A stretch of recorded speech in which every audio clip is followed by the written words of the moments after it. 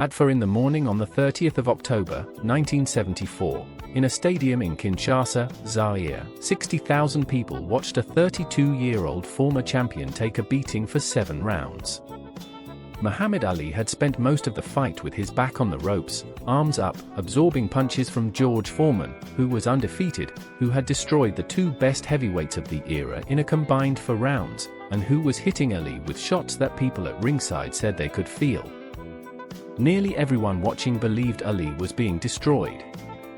His own corner was screaming at him to get off the ropes. And then, in the 8th round, Foreman's punches slowed, and Ali came off the ropes and knocked him out. It is the most analyzed fight in boxing history, and the reason is that almost everything about it was deliberate, and almost nobody realized at the time. To understand why the fight mattered, you have to understand what had happened to Ali before it. In 1967, at the peak of his physical powers, he refused induction into the United States military during the Vietnam War on religious grounds. He was stripped of his heavyweight title, his boxing license was withdrawn in every state, and he was convicted of draft evasion, a conviction eventually overturned unanimously by the Supreme Court in 1971. The practical consequence was that he did not fight for around 3.5 years, from age 25 to 28, which in boxing terms is the middle of a heavyweight's prime. When he returned, he was slower.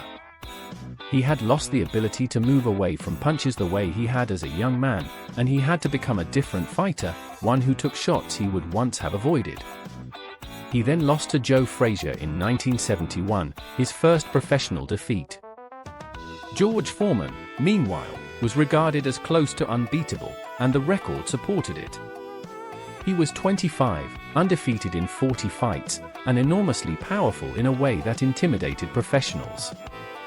In 1973 he had fought Joe Frazier, the undefeated champion who had beaten Ali, and knocked him down 6 times in under 2 rounds. He then knocked out Ken Norton, who had also beaten Ali and broken his jaw, in 2 rounds. The arithmetic that everybody did was straightforward. Frazier and Norton had both beaten Ali.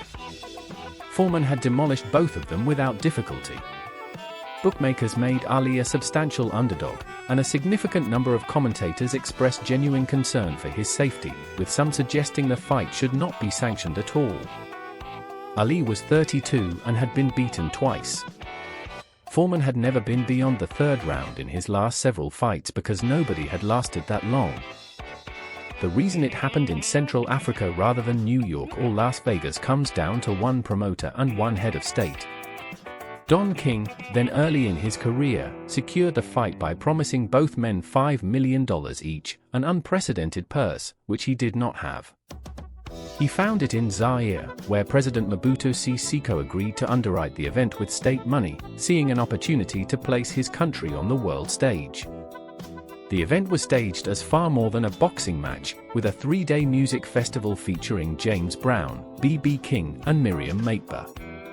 For Ali, the location was a gift, because he was already a figure of enormous significance to audiences outside America, and he understood the symbolism immediately. He arrived early, trained in public, and won over the local crowd so completely that they took up a chant meaning Ali, kill him, which followed Foreman everywhere he went. The fight was originally scheduled for late September, and then, 8 days out, Foreman was cut above the eye by an elbow in sparring. The bout was postponed by 5 weeks. Mobutu would not allow either fighter to leave the country, fearing that if they left they would not return. Those 5 weeks mattered enormously.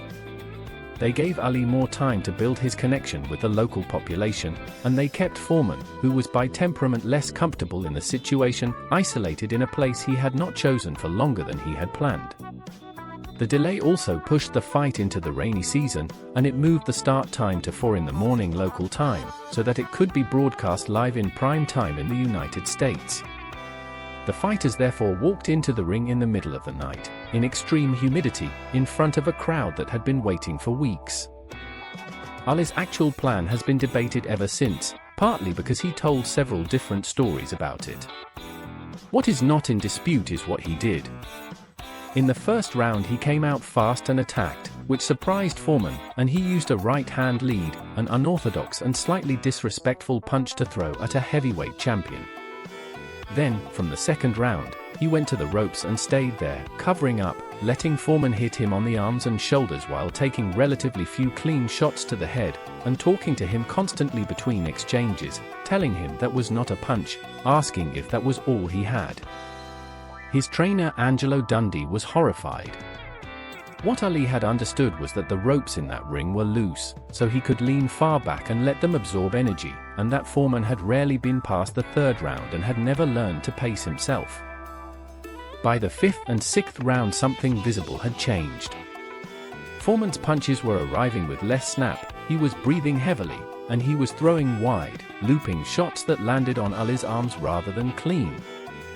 The heat and humidity were extreme, he had been punching almost continuously for the better part of 20 minutes, and every punch that hits an opponent's guard still costs the puncher energy. Ali began answering back in combinations rather than absorbing, and the crowd noticed before most of the commentators did. In the eighth round, with Foreman visibly exhausted, Ali came off the ropes and hit him with a sustained combination, finishing with a right hand, and Foreman went down, turning as he fell. He did not beat the count. At 32, having been written off as a fighter who should perhaps not have been allowed in the ring, Muhammad Ali was heavyweight champion of the world again. The strategy acquired a name, rope-a-dope, and it entered the language well beyond boxing. It is also the most misunderstood part of Ali's legacy, because while it won him that night, the willingness to absorb punishment rather than avoid it defined the rest of his career, and the cost was severe.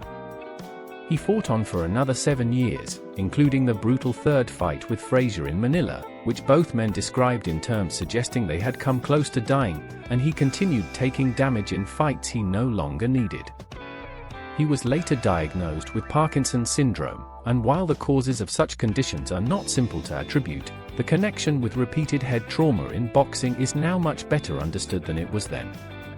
Foreman's story took a different turn. He lost his next fights, left boxing, became a minister, and then returned a decade later, eventually regaining a heavyweight title at 45. What makes this fight endure is not really the knockout. It is that almost everyone watching had the story wrong while it was happening. 60,000 people in that stadium and millions watching around the world believed for 7 rounds that they were seeing an aging fighter being taken apart, and Ali's own corner believed it too. What was actually happening was a 32-year-old man who had lost his best years to a political stand, who knew he could no longer move the way he once had, deliberately absorbing an enormous amount of punishment because he had worked out that the man hitting him did not know how to be tired. It is the clearest example in sport of a plan that looks identical to a disaster right up until the moment it works. And it is worth remembering that the plan required being hit hundreds of times, on purpose, for half an hour, and that the bill for that arrived later.